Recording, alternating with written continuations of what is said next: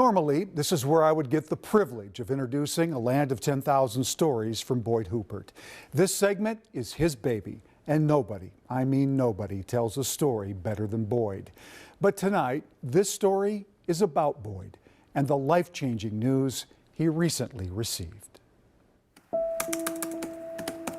We know him as the storyteller, not the story subject. But life has written a new chapter for Boyd Huppert, and it starts with 3 words. I have cancer. Yeah. Did you ever think you would ever say those words? No. It's a punch in the gut. Boyd has been diagnosed with multiple myeloma. It's an uncommon cancer of the plasma cells in our blood. Those cells help us fight off infections and viruses.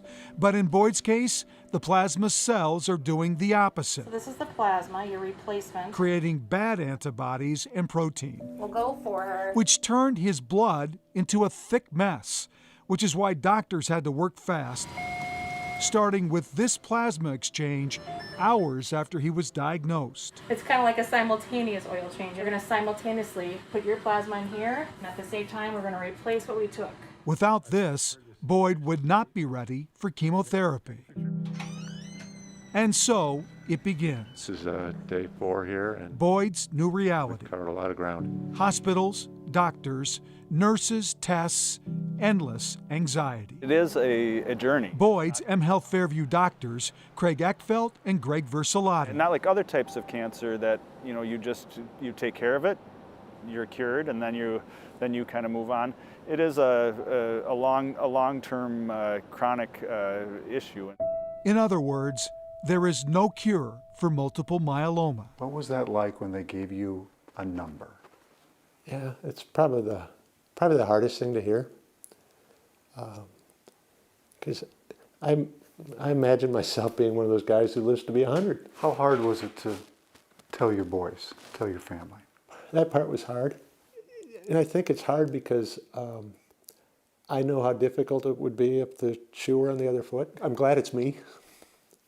I think it's easier for me to go through this being the cancer patient. But there is hope. Multiple myeloma research is moving extremely fast, We're gonna maybe change the recipe. doubling the life expectancy in the last 10 years alone.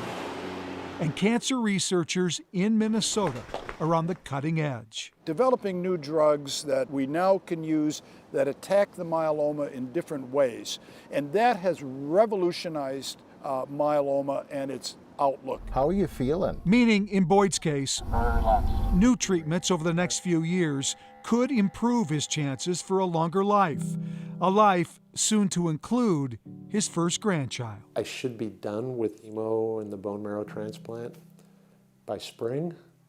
That little girl's going to should arrive in mid-March, and we'll hop in the car and drive down I-35, take a ride into Des Moines, and head over to Omaha, and I'll hold my first grandchild. That's a pretty cool thing to look forward to on the other side of this. Boyd met his wife Sherry when they were in high school, and she has been his rock.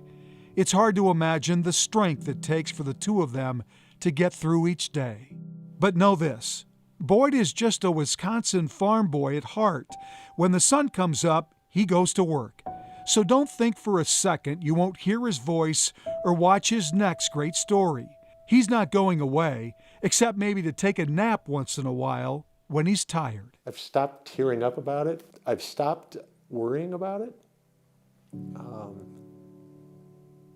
I'm very focused on the future, focused on getting to that place I need to be when they can tell me that I'm in remission. Multiple myeloma does not have clear symptoms or signals, but Boyd did catch this early thanks to a pair of eye doctors who sent him for a blood test after a hemorrhage caused floaters in his eye. That blood test was the key. Early detection is so important with any cancer, but this one in particular. He also wants me to tell you to support cancer research. There will never be a cure for multiple myeloma without it. And Boyd wants to thank everyone who's reached out. He is so humbled and appreciative, and he wants you to know that he's reading every message, even if he can't respond to them all.